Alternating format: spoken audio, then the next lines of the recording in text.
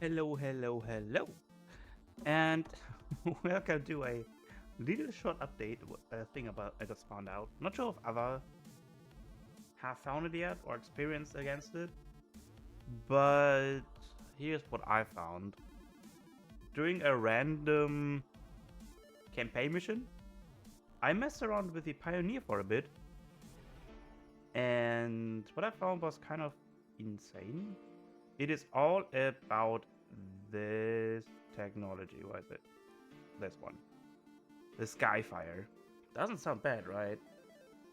Creates an amulet lasting 5 seconds, arrows of 5, dealing 3 divine damage, so 15. Nothing to be concerned about, right? So, but what happens if you stack that up to 11? So let's do that real quick.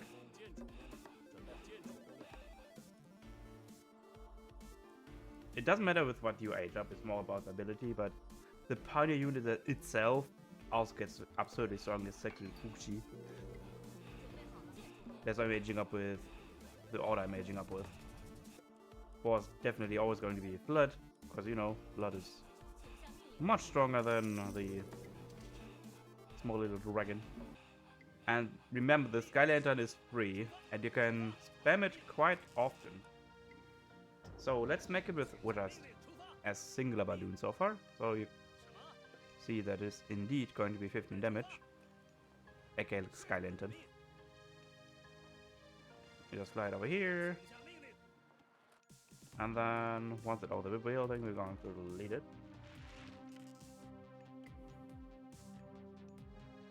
And I forgot to get the upgrades.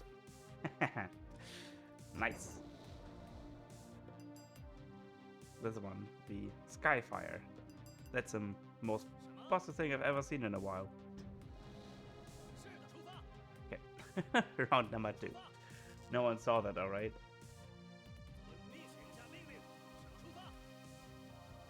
Okay, the Skylands are very slow. So it's hard to get them in position, and they got easily shut down from the air.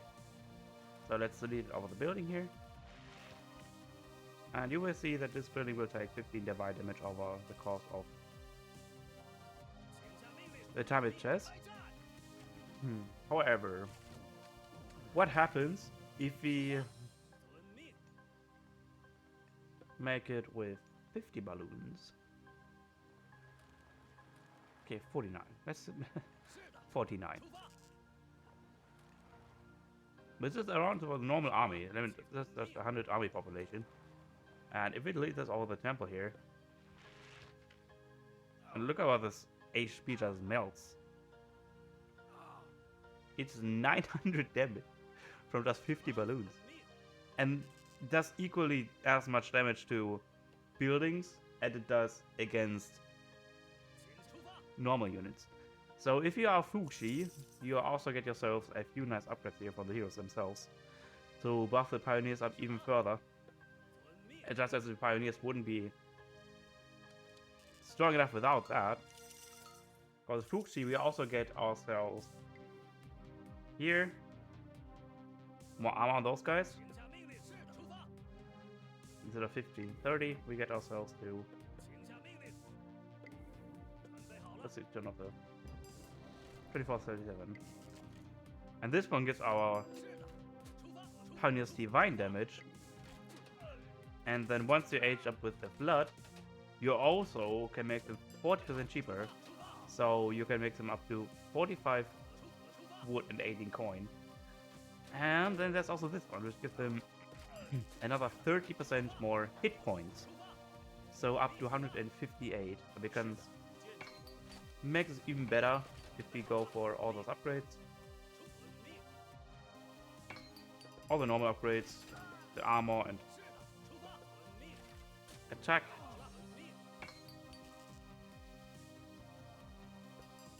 Also that, so you have a bonus damage against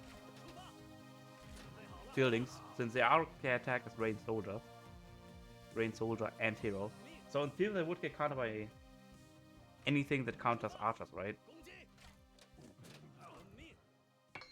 However, there's also this upgrade, the Scorching Feathers, which makes it that each shot you each shot you are shooting against an enemy is decreasing their armor by 1.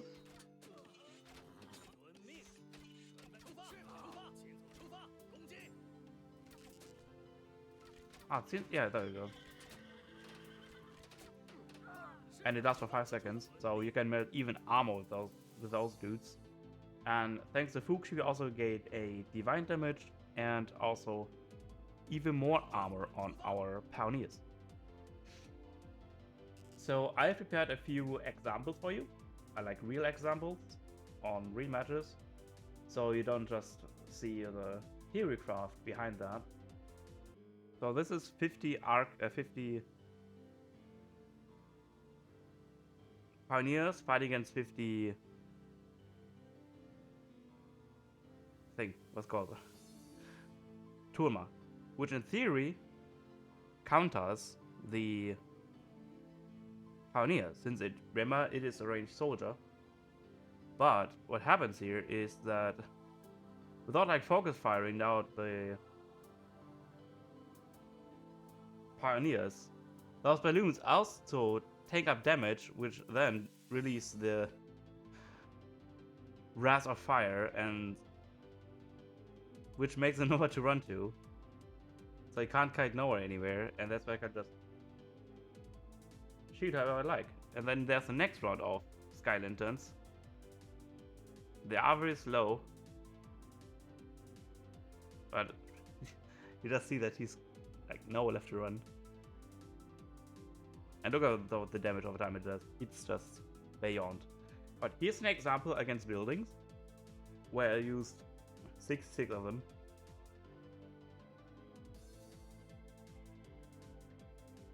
Or I use it against military. Half, look at that. I use it against the land military and just literally just melted within seconds. And the buildings themselves also took quite the beating there from just remember, a free ability that doesn't cost you anything, but the unit itself. This is an example of equal numbers. 30 Contarius, which in theory should beat my very cheap pioneers. I do have them in stagger formation so that you can't get damaged so easily. I deleted a bunch of them and they already took quite a beating there. Look at that, half the army is nearly dead already just from one ability, and I can stand in it. So whenever you have melee units fighting against them, that Skylantern ability makes it pretty much so that the melee units cannot engage your units while you are in that fire.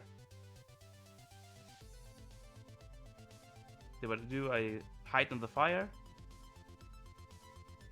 and he is forced to wait fire out. But I also do divine damage, so, and I also strip out down armor with every shot I do.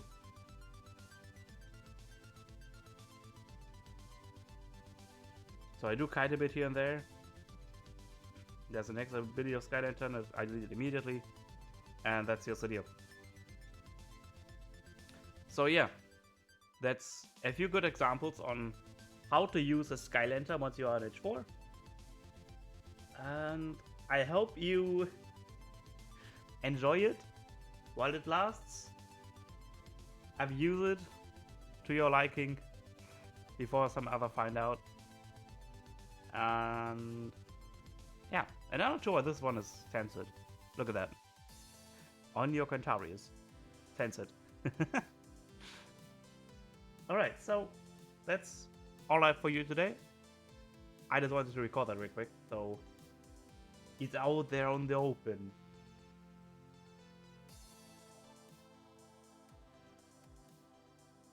I mean, you should expect a patch on China DLC soon, right? So yeah, hope you enjoyed it, and I will see you in the next one.